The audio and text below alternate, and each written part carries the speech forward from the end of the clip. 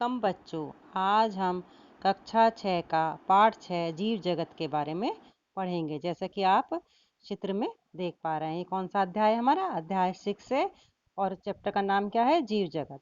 तो बच्चों, आज हम जीव जगत के बारे में जानेंगे, यानी अपने चारों तरफ पाए जाने वाले जीव जंतुओं के बारे में जानकारी प्राप्त करेंगे। जैसा कि आप सभी जानते हैं कि हमारे चारों तरफ क्या है? पशु पक्षी हैं, पेड़ पौधे हैं, पत्थर हैं, पहाड़, नदी नाले आदि होते हैं ना बच्चों। तो इनमें से बच्चों कुछ में तो जीवन होता है और कुछ में जीवन नहीं होता है। तो आज हम जानेंगे कि जीवन किस में होता है। तो जिनमें जीवन होता है उन्हें क्या कहते हैं बच्चों? सजीव, यानी उनमें जीवन है। और जिनमें जीवन नहीं होता उन्हें क्या कहते हैं? निर्जीव, यानी उनमें जीवन नहीं है। तो अब हम जीव ये सजीव है या निर्जीव है, ये हम कैसे जानेंगे? तो ये कुछ लक्षण होते हैं जिसके आधार पर हम ये निर्धारित करते हैं कि ये सजीव है या निर्जीव है। तो बच्चों, अब हम इनको जानेंगे कि सजीव में कौन कौन से लक्षण पाए जाएंगे। तो देखो बच्चों, जो सजीव होते हैं यानी जिनमें जीवन होता है, उसमें एक तो पोषण होता है, यानी वो भोजन ग्रहण करते हैं। दूसरा श्वसन होता है, यानी वो सांस लेते हैं। दूसरा उत्सर्जन होता है। उत्सर्जन यानी कि जो वो भोजन ग्रहण करते हैं, जो उसके जो हमारे लिए स्वास्थ्यवर्धक होता है, वो भोजन हमारा शरीर पाचन कर लेता है। और जो उसमें अपशिष्ट पदार्थ यानी जो खतरनाक पदार्थ होते हैं, उन्हें वो बाहर निकाल देता है। तो उसे उसे बाहर निकालने की क्रिया क्या कहलाती है? उत्सर्जन कहलाती है। ठीक है बच्चों। फिर दूसरी आती है संवेदनशीलता। संवेदनशीलता जैसी क्रियाएं क्या होती हैं? सजीवों में निरंतर होती रहती हैं, जिनके आधार पर हम ये कह सकते हैं कि ये सजीव है। तो ये सारी क्रियाएं कैसे होती हैं, इनके बारे में हमें आपको जानकारी दूंगी। तो सबसे पहले बच्चों क्या आता है? हमारा पोषण आता है।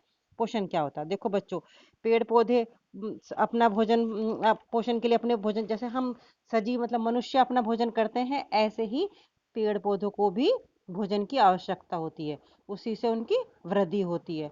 ठीक है बच्चों।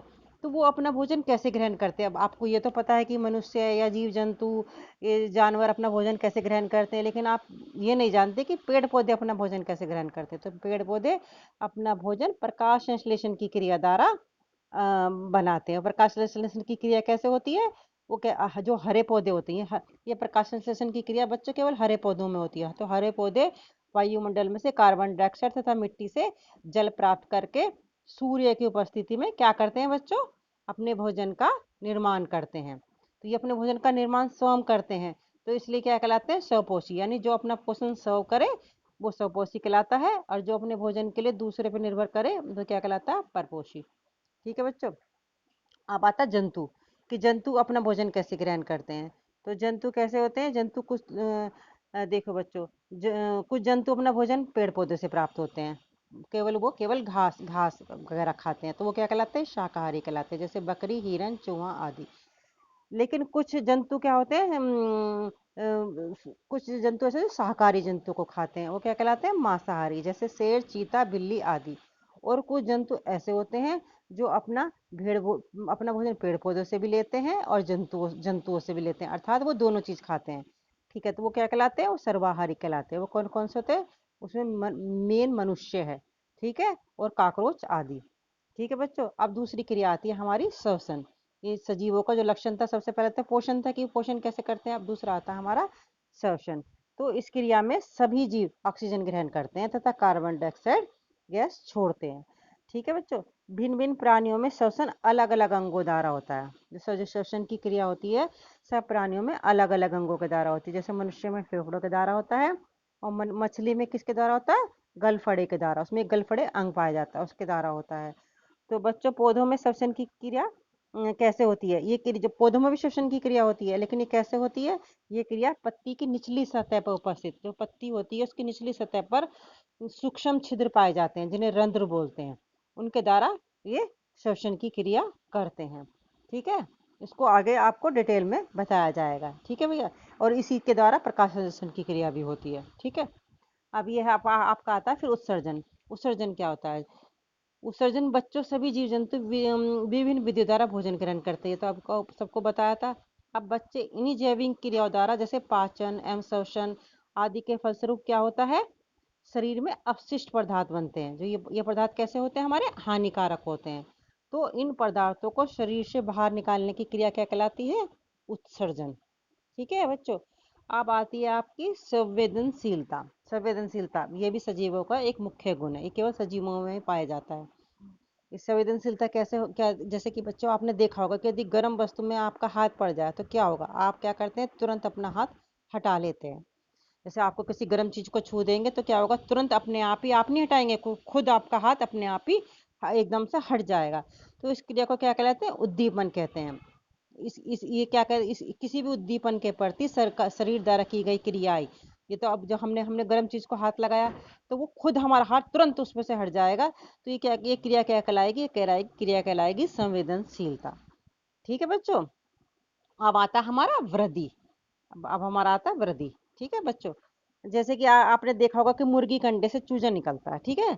अब वो धीरे धीरे बड़ा होकर वयस्क बन जाता है, यानी वो मुर्गा मुर्गी दोनों बन सकते हैं। ऐसे ही हम क्या करते हैं, मिट्टी में हमने बीज डाल दिया, ठीक है बच्चों, तो वो क्या होगा, पहले वो अंकुरित होगा, छोटा सा नन्हा सा पौधा बनेगा, फिर वृद्धि करके विशाल रूप धारण कर लेगा।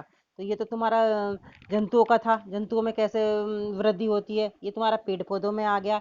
और ऐसे मनुष्य में होती है, पहले छोटा सा बच्चा होता है, फिर धीरे धीरे बड़ा होके पूरा वयस्क मनुष्य का रूप धारण कर लेता है।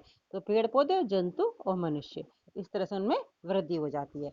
अब आती है हमारी अगली क्रिया, जो इन सजीवों में ही होती है केवल, प्रजनन की क्रिया। तो बच्चों आप जैसे जानते हैं कि अपने पक्षी क्या करते हैं, अपने घोंसले में अंडे देते हैं जिसमें छोटे छोटे बच्चे बाहर निकलते हैं, ऐसे में मनुष्य, तो ऐसे ही क्या करते हैं, मनुष्य भी ऐसे करता है। भाई पक्षी ने क्या करा, पहले अंडे दिए, ठीक है बच्चों, फिर अंडे में से बच्चे बच्चे निकल गए तो बच्चे बन गए। ठीक है, ऐसे ही मनुष्यों में गाय, कुत्ता, बिल्ली आदि क्या होते हैं, जब ये बड़े हो जाते हैं, वयस्क हो जाते हैं, तो ये अपने जैसे छोटे छोटे बच्चों को जन्म देते हैं।